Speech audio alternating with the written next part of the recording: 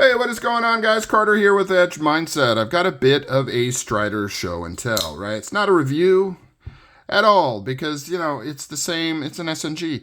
But I did want to show it off because I like it. And I like to talk to you guys and I like to show things. I have been contemplating. This is a tangent. Let's go on a tangent right off the bat. I have been contemplating maybe doing putting Strider content behind the paywall. Just to keep it separate from my main content. I'll tell you why here in a second. But when I say paywall, I mean whatever the minimum amount I could ever possibly charge, like $1 a year. I don't know what the 50 cents. I don't know what the lowest amount I can charge.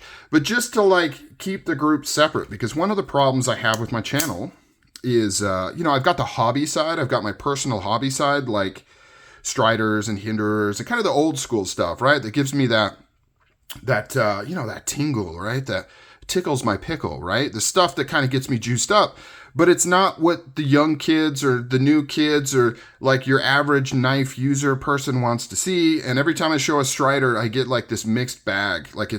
It's all the way on the side of stop showing that garbage. I'm sick of seeing it. I don't want to see it.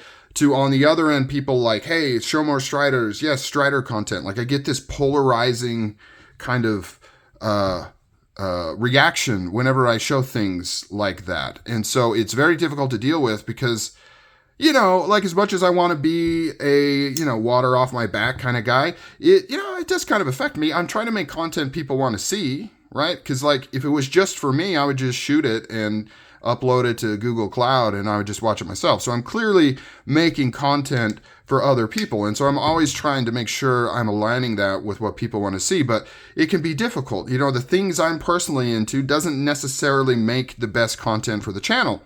And when I, when I shift and I stop showing stuff like this as much, then I get people saying, oh, where's the Strider stuff? Where's, oh yeah, Strider stuff. But then I get equal hate when I finally do. So anyways, there's no point to that. There's no point to that. It's you guys are yelling. You're dude, I don't care. Do it or don't do it, whatever. But I'm just, I don't know, just thinking out loud. I think I might try to separate that content somehow. And I don't know if that's the way to do it. But the point of this video is we're doing a show and tell for this Mick Strider Custom here.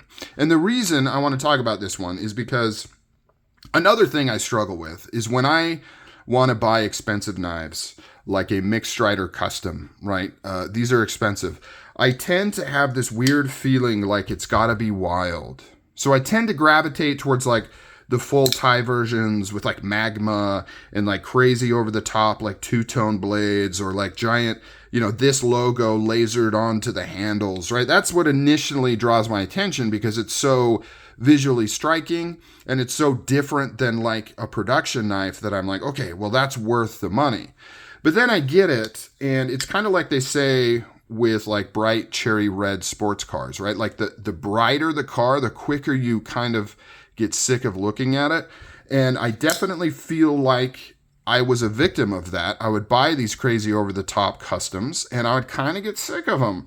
And I always liked the old school, Gen 1 Strider customs, where it was essentially a normal production handle usually, and then it would just have a Mick Strider custom ground blade, maybe with an interesting finish.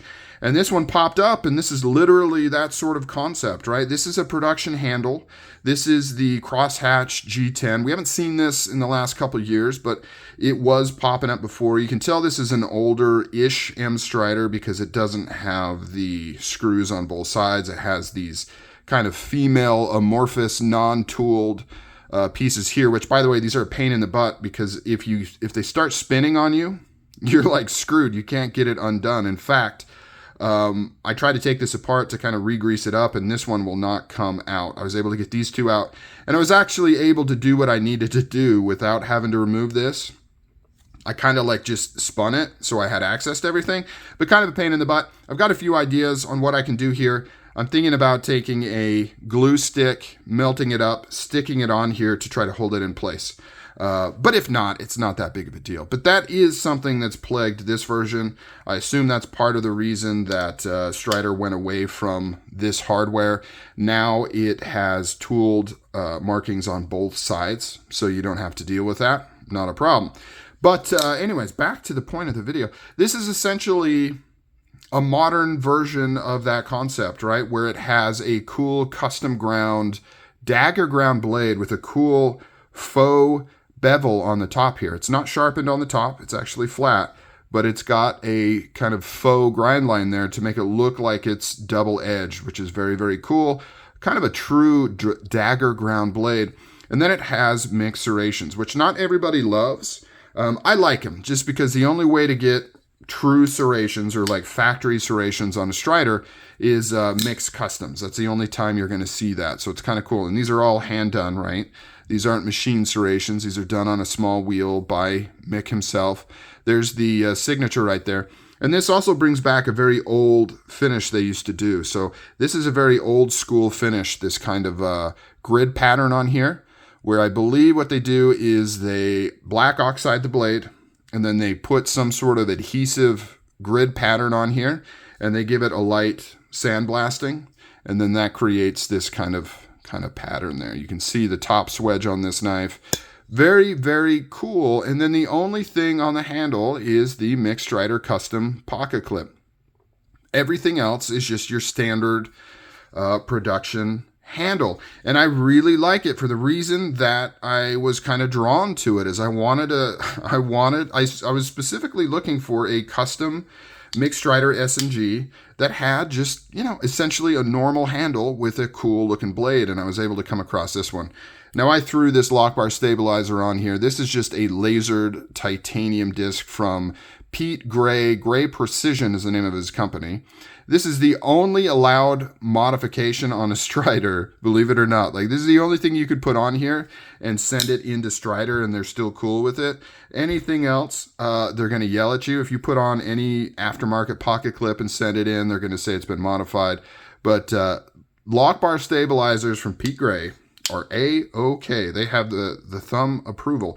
They make thumb discs for Emerson's, and of course this works on Hinderers, and most old school like ZTs as well use the same style disc. So it's not Damascus or anything. It's just a lasered pattern onto titanium, but it adds a little pop of color and it kind of matches the lasering on the Mick Strider Custom logo right there, the MSC, which is pretty cool. So very much like this knife. This blade is absolutely cool. I haven't seen a dagger grind like this ever from Strider. So very excited to have this in the collection. Comment down below what you think of this bad boy. I'm digging it. I'm liking it. It's one of my favorites right now for all the reasons I had hoped it was. And listen to the detent on this bad boy. Ooh. It's got that ting. Here, let me put it up by the actual input here. Oh, yes. So nice, so nice. And very grippy pattern on the crosshatch here. So, all right, guys, take care. I'm out. Comment, all that stuff later.